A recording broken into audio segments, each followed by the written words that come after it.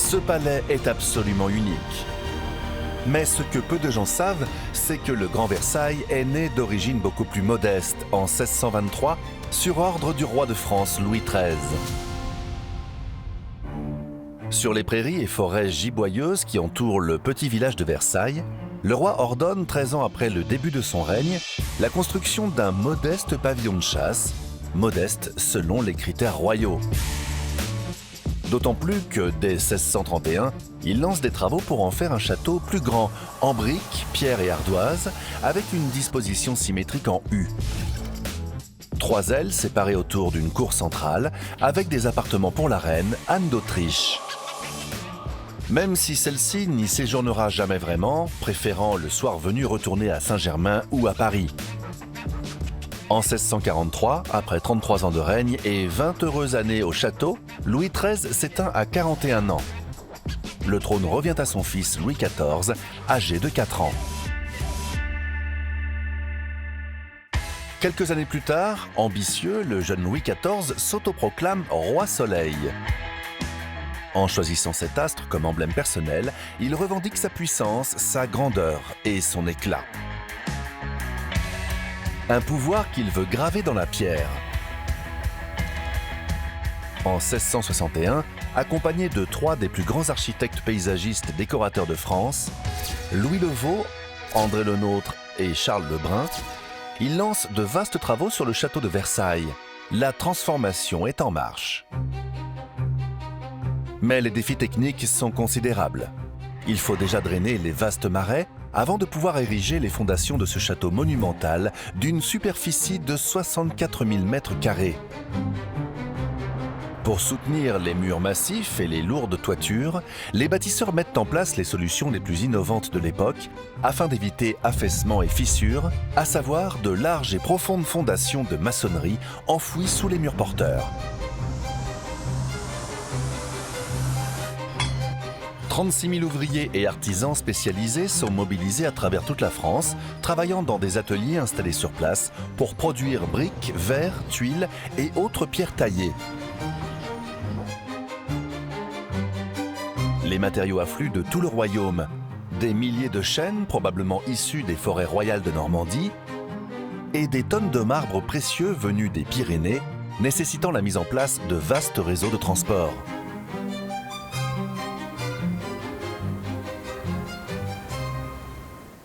Sur le chantier, le travail est harassant. Des centaines d'ouvriers périssent, victimes de chutes depuis les échafaudages, d'épuisement ou de maladies. Quant aux moyens de construction, ils disposent de systèmes de poulies sophistiqués leur permettant de hisser de lourdes pierres et des poutres en bois. Des grues rudimentaires sont utilisées, d'immenses roues en bois actionnées par des hommes marchant à l'intérieur. Des couloirs souterrains permettent d'acheminer des matériaux tels que la pierre, le bois et le marbre directement sous les pièces et les galeries principales. Mais entre les retards, les remaniements et l'ambition démesurée de chaque nouvelle phase de travaux, le chantier s'éternise.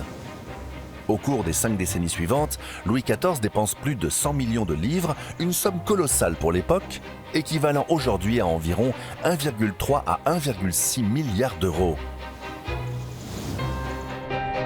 Finalement, en 1862, le roi Soleil décide de transférer la cour royale à Versailles. L'ancien pavillon de chasse, désormais transformé en somptueux palais, devient alors le siège officiel du pouvoir, mais aussi l'expression absolue de la puissance et de l'autorité.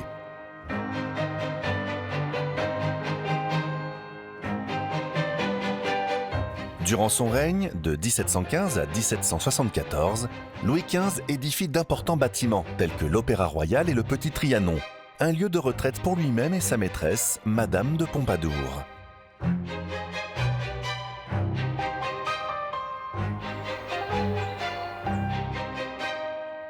Son petit-fils, Louis XVI, décide quant à lui d'aménager des espaces privés. Une bibliothèque royale est ajoutée, contiguë à son appartement privé, suivie de salles à manger, de galeries scientifiques et de laboratoires. Mais surtout, il approuve la construction la plus controversée de Versailles, le hameau de la Reine. Un village factice où Marie-Antoinette met en scène une vie champêtre et idéalisée.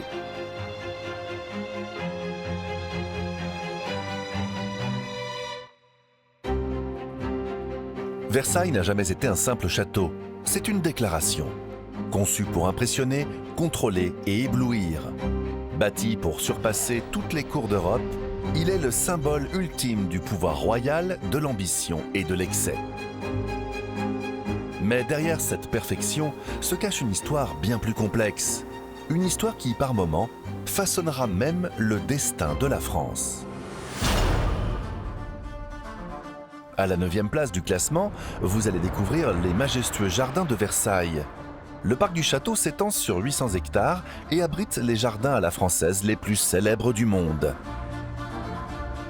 À l'époque de Louis XIV, autant d'importance va être accordée au jardin qu'au château lui-même. La construction immense et monumentale commence en 1661 et mobilise des milliers d'ouvriers pendant près de 40 ans. Des ouvriers, jardiniers et soldats sont mobilisés pour niveler le terrain, déplacer la terre et planter 200 000 arbres venus de toute la France. Sans compter que pour préserver l'esthétique impeccable des allées, beaucoup doivent être remplacés à grands frais.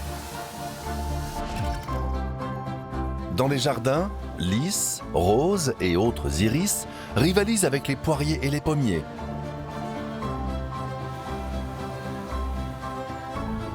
Les jardiniers du château collaborent avec des botanistes pour acclimater caféiers, ananas, jasmin et autres épices rares, donnant naissance à une forme précoce d'horticulture expérimentale.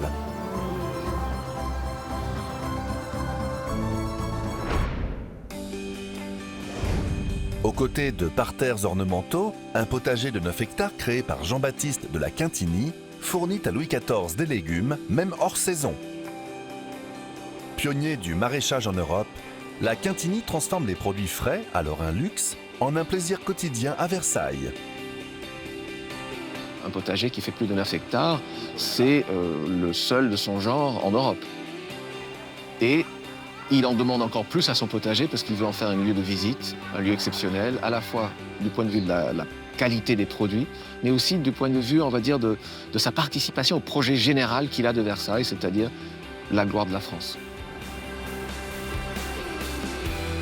Mais le projet le plus ambitieux reste la création de 2 grands lacs et de 55 fontaines spectaculaires réparties sur l'ensemble du domaine. Des jets d'eau verticaux atteignant jusqu'à 27 mètres de hauteur, des bassins aux formes étonnantes, des cascades, des rideaux d'eau. Un total de 620 jets d'eau, tous alimentés par un ingénieux réseau de plus de 35 km de canalisation. Les fontaines les plus spectaculaires sont certainement celles d'Apollon et de Latone. Des chefs-d'œuvre de sculpture et de génie hydraulique qui ont forgé la grandeur et le mythe de Versailles. Autre merveille, le bosquet des 3 fontaines, voulu par le souverain lui-même, avec au centre plusieurs jets d'eau qui jaillissent des côtés et forment une arche d'eau de 3 mètres de hauteur. Telle une porte d'entrée invitant les hôtes éblouis à s'approcher de ce spectacle grandiose tout en restant au sec.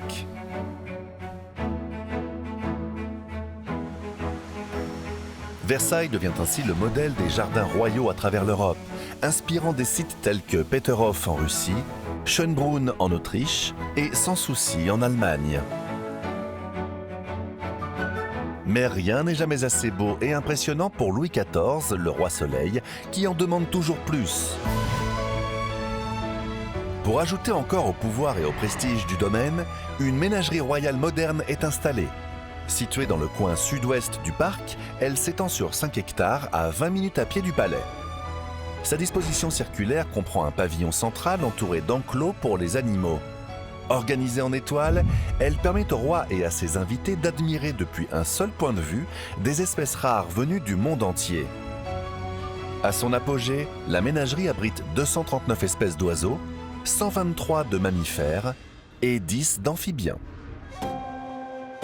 Pour la première fois dans l'histoire, les animaux sont classés par espèce et non par pays d'origine, dans l'espoir d'atténuer leurs instincts féroces observés dans la nature.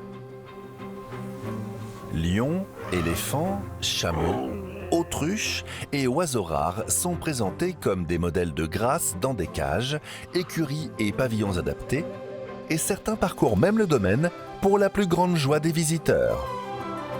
Comme pour les jardins, afin que le spectacle ne s'arrête jamais, il faut constamment faire venir de nouveaux animaux. En effet, leur taux de survie reste faible, faute de connaissances suffisantes à l'époque sur les soins à apporter aux espèces exotiques. Mais au-delà du divertissement, les jardins du château de Versailles, conçus pour impressionner, émerveiller et subjuguer les sens, sont avant tout l'expression du pouvoir royal. Un paysage aussi rigoureusement contrôlé que la cour elle-même.